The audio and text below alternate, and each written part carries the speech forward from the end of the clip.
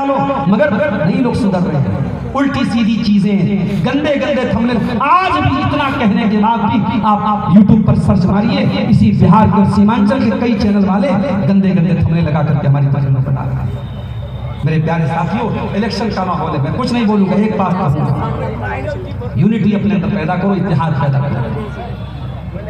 دنیا میں کسی بھی دیش میں، کسی بھی ملک میں جب پولیٹکس ہوتی ہے تو وہاں بھی یہ دیکھا جاتا ہے کہ کس کے اندر کتنا وزن ہے۔ اگر آپ کی یونٹی کا پاور ہوگا، آپ کے اتحاد کی طاقت ہوگی، تو دنیا کی ہر پارٹی، ہر سرکار، ہر گٹھ بندھن آپ کے آگے جھکے گا اور آپ کی بات مانے گا۔ آپ اپنے اندر یونٹی اور اتحاد پیدا کرو، اپنے وزن کو ختم مت کرو، اپنی ویلیو کو ختم مت کرو۔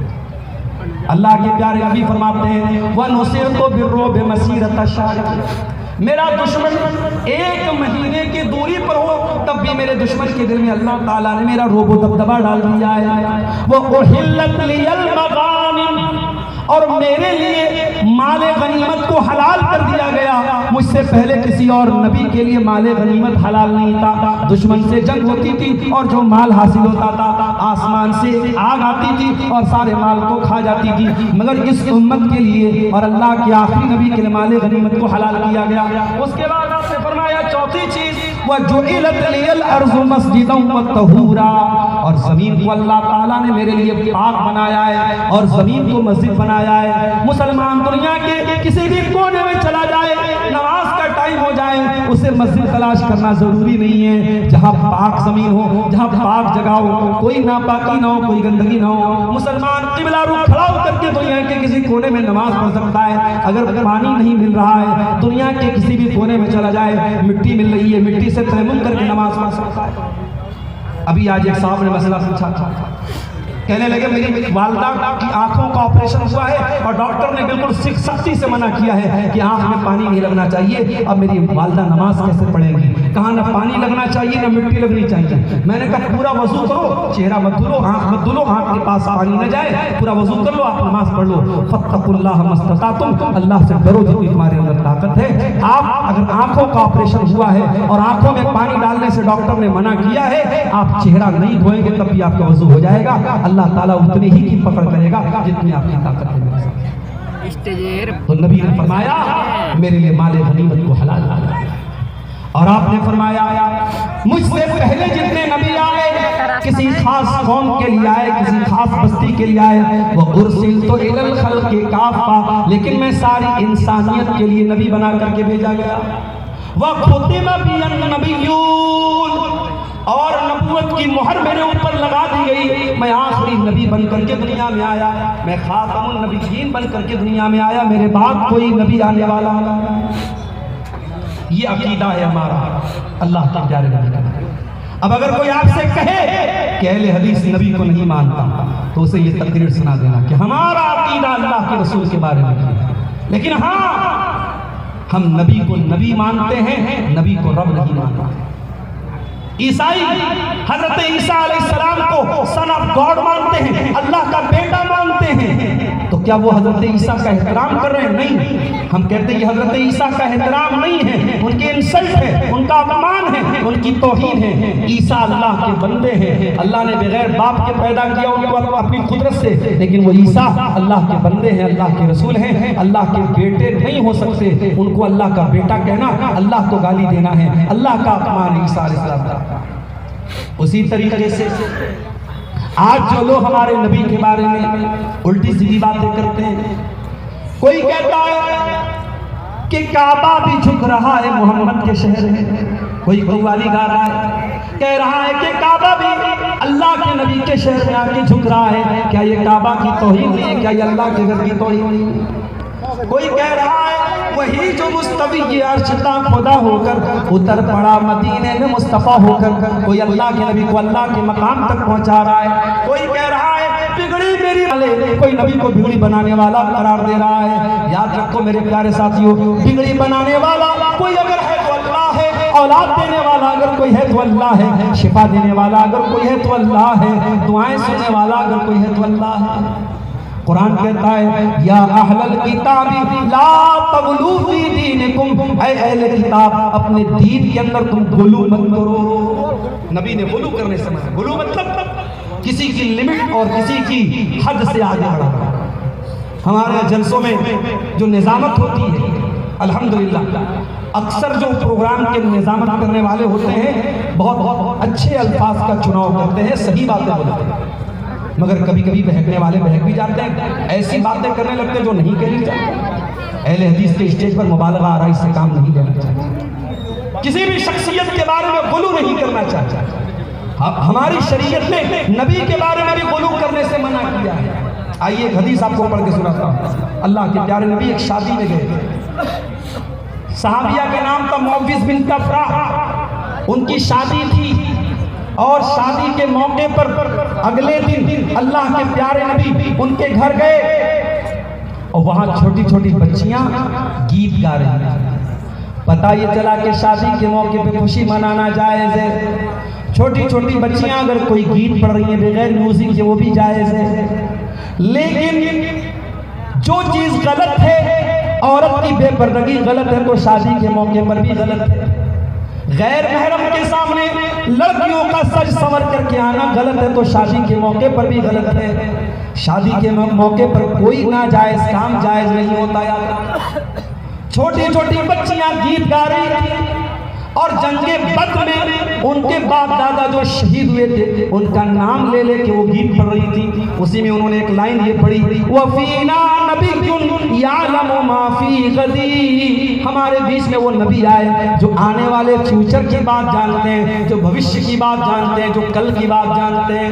جب اللہ کے نبی نے یہ لائن سنی، آپ نے فرمایا دعی ھذا، اے بیٹا اے بچی یہ لائن غلط ہے، یہ لائن چھوڑ دے، وَقُولِي مَا تَقُولِي، پہلے جو لائن پڑھ رہی تھی وہ لائن تو اچھی تھی، مگر یہ لائن گڑبڑ ہے۔ پتہ یہ چلا، یہ ہمارے شیرس آبادی قوم کے بہت بڑے نعت خواہ موجود ہیں ہمارے اسٹیج پر، میں ان سے بھی یہ بات کہوں گا، اور جو بھی نعت وغیرہ پڑھتے ہیں، کہ اگر آپ کو یہ نعت پڑھتے ہیں تو نعت نبی کی شان میں پڑھی جاتی ہے، نبی کی پرشنسا اور نبی کی تعریف میں پڑھی جاتی ہے۔ بہت یہ بال سے بھی باریک کام ہے، کسی عالم سے رائے مشورہ کرنے کے بعد نعت پڑھا کیجئے۔ کبھی کبھی نعت کی کوئی لائن ایسی ہوتی ہے جو غلط ہوتی ہے، ہمارے اہل حدیث کے عقیدے کے اعتبار سے، قرآن و حدیث کے عقیدے کے اعتبار سے غلط ہوتی ہے۔ ہمیں نبی کی نعت پڑھنے میں اور نبی کی شان بیان کرنے میں بھی ہمیں اس بات کا خیال ہے۔ اللہ کے پیارے نبی فرماتے ہیں لا تطرونی کما اطرت النصارى عیسی ابن مریم، ہے لوگوں مجھے اتنا نہ بڑھانا جتنا عیسائیوں نے عیسیٰ بن مریم کو بڑھایا تھا۔ انما انا عبد، میں تو اللہ کا بندہ ہوں، فقولوا عبد اللہ ورسولہ، مجھے اللہ کا بندہ ہی کہنا، مجھے اللہ کا رسول ہی کہنا، میری شان سے مجھ کو آگے نہ بڑھانا۔ نبی کی شان، آؤ ہم سے پوچھو، آؤ اہل حدیثوں سے پوچھو نبی کی شان کیا ہوتا ہے۔ تم نے جب بھی بیان کیا نبی کا چہرہ بیان کیا، تم نے جب بھی بیان کیا نبی کے لباس بیان کیا، تم نے جب بھی بیان کیا نبی کی خوبصورتی بیان کی، اور ہم نے جب بیان کیا تو نبی کی نماز بھی بیان کی، ہم نے نبی کا حج بھی بیان کیا، ہم نے نبی کا طریقہ بھی بیان کیا۔ میرے پیارے ساتھیوں، نبی کی صورت بھی بے مثال تھی اور نبی کی سیرت بھی بے مثال تھی۔ یہ شامیانہ لگا، اس کی وجہ سے گرمی بہت ہو رہی ہے۔ یہ اکتوبر کا لاسٹ چل رہا ہے، گرمی کا یہ عالم ہے۔ آپ سوچئے میرے ساتھیوں، قیامت کے دن کی گرمی کا کیا عالم ہے۔ سورج 1 میل کی دوری پر ہوگا۔ اللہ کے پیارے نبی فرماتے ہیں، بخاری کی روایت ہے، سارے لوگ پریشان ہو کر کے حضرت آدم کے پاس آئیں گے اور آدم علیہ السلام سے ریکویسٹ کریں گے، اے آدم آپ انسانوں کے باپ ہیں، اللہ نے آپ کو اپنے ہاتھ سے پیدا کیا ہے، اے آدم ہم بہت پریشانی میں ہیں اور اللہ تعالیٰ بہت ناراض ہیں، آپ اللہ تعالیٰ سے گزارش کر دیجئے اللہ جلدی سے حساب لے لے، یہ تکلیف ختم ہو جائے گا۔ آدم علیہ السلام معذرت کر لیں گے، انکار کر دیں گے، کہیں گے نہیں بھائی میں اس لائق نہیں ہوں، میں اللہ کی بارگاہ میں نہیں بول سکتا، اللہ بہت غصے میں ہے۔ آدم علیہ السلام کہیں گے ایک کام کرو، نوح علیہ السلام کے پاس چلے جاؤ، لوگ حضرت نوح کے پاس آئیں گے، ان سے ریکویسٹ کریں گے، اے نوح گرمی بہت زیادہ ہے، سورج 1 میل کی دوری پر ہے اور ہم بہت پریشان ہیں، اے نوح علیہ السلام آپ اللہ سے گزارش کر دیجیے اللہ جلدی سے حساب لے لیں۔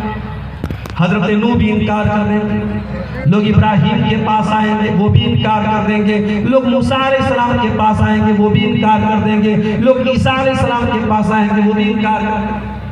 آخر میں لوگ آئیں گے آمینہ کے لال عبد المطلب کے دلارے تاجدار مدینہ احمد مجتبیٰ محمد مصطفیٰ صلی اللہ علیہ وسلم کے پاس، اور آ کر کے آپ سے کہیں گے اے اللہ کے آخری نبی، آپ خاتم النبیین ہیں، آپ اللہ کے آخری نبی ہیں، ہم بہت پریشانی میں ہیں، اے اللہ کے نبی آپ ہی کچھ کیجئے، اور اللہ سے آپ گزارش کیجئے اللہ جلدی سے حساب لے۔ اے ٹٹواری اور آس پاس کیا ہوئے میرے بھائی، آج اللہ کے نبی کو دنیا سے گئے ہوئے 1400 سال سے زیادہ ہو چکے ہیں، آج اپنے نبی سے بہت یاد کرتے ہیں، لیکن غور کرو وہ نبی ہم سے کتنا پیار کرتے ہیں۔ قیامت کے دن جب سارے نبی انکار کر دیں گے اور کوئی سفارش کرنے کے لیے تیار نہیں ہوگا، اللہ کے نبی فرماتے ہیں میں تیار ہو جاؤں گا، فَأَنْطَلِقُ فَآتِي تَحْتَ الْعَرْشِ، میں چل کر کے اللہ کے عرش کے نیچے آؤں گا اور میں سجدے میں گر جاؤں گا اور اللہ کی بارگاہ میں سجدہ کروں گا، اور جب میں سجدہ کروں گا اللہ تعالیٰ میرے دل میں اپنی تعریف اور حمد و ثنا کی ایسی باتیں ڈالے گا جو اللہ نے کسی اور کے دل میں نہیں ڈالی ہے، میں اللہ کی ایسی پرشنسا کروں گا، ایسی تعریف کروں گا، اللہ کی طرف سے آواز آئے گی یا محمد ارفع راسک سل توتا اشفع تشفع، اے محمد صلی اللہ علیہ وسلم سر اٹھائیے مانگی آپ کو دیا جائے گا، آپ سفارش کیجئے آپ کی سفارش قبول کی جائے گا۔ اللہ کے نبی فرماتے ہیں کہ جب میں سفارش کروں گا تو سب سے پہلے میری امت کے وہ لوگ جنت میں جائیں گے جن کا حساب کتاب نہ، اور وہ کون لوگ ہوں گے؟ وہ تعویذ گنڈا سے بچنے والے لوگ ہوں گے، اللہ کی ذات پہ سچا بھروسہ کرنے والے لوگ ہوں گے، وہ سب سے پہلے جنت میں جائیں گے، اور جنت میں ان کے لیے اسپیشل گیٹ ہوگا جو جنت کے رائٹ سائڈ ہوگا جس کا نام الباب الایمن ہوگا، وہ جنت کے اس گیٹ سے اندر داخل ہوگا۔ میرے پیارے ساتھی، آپ الزام لگائیں کہ اہل حدیث نبی کو نہیں مانتا، اس سے بڑا جھوٹ دنیا کا کوئی نہیں۔ ارے ہم تو وہ ہیں کہ ہم نے تو یہ نعرہ لگایا ہے کہ اصل دین آمد کلام اللہ معظم لا شریک، کہ دین اصل یہ ہے کہ رب کے کلام پر عمل کیا جائے اور مصطفیٰ کے فرمان پر عمل کیا جائے۔ میرے پیارے ساتھیوں، کبھی رات میں بستر پہ سونے جاتے ہو خیال آتا ہے پریوار کا خیال آتا ہے، کبھی غور کرو جس نبی کا کلمہ ہم پڑھتے ہیں اس نبی کو رات میں بھی ہمارا خیال آتا تھا۔ صحیح مسلم کی روایت ہے اللہ کے پیارے نبی رات میں قرآن پڑھ رہے ہیں اور قرآن تبیانی فَإِنَّهُ مِنِّي وَمَنْ عَصَانِي فَإِنَّكَ غَفُورٌ رَحِيمٌ۔ ابراہیم علیہ السلام دعا کر رہے ہیں اے اللہ جو میری پیروی کرے گا وہ میرا امتی ہے، اور جو میری نافرمانی کرے گا تو غفور رحیم ہے، تو معاف کر دینا۔ اس کے بعد اللہ کے پیارے نبی عیسیٰ علیہ السلام کی دعا پڑھتے ہیں، عیسیٰ علیہ السلام اللہ سے دعا کرتے ہیں، کیا کہتے ہیں؟ کہتے ہیں فَمَن تَبِعَنِي فَإِنَّهُ مِنِّي وَمَنْ عَصَانِي إِن تُعَذِّبْهُمْ فَإِنَّهُمْ عِبَادُكَ وَإِن تَغْفِرْ لَهُمْ فَإِنَّكَ أَنْتَ الْعَزِيزُ الْحَكِيمُ۔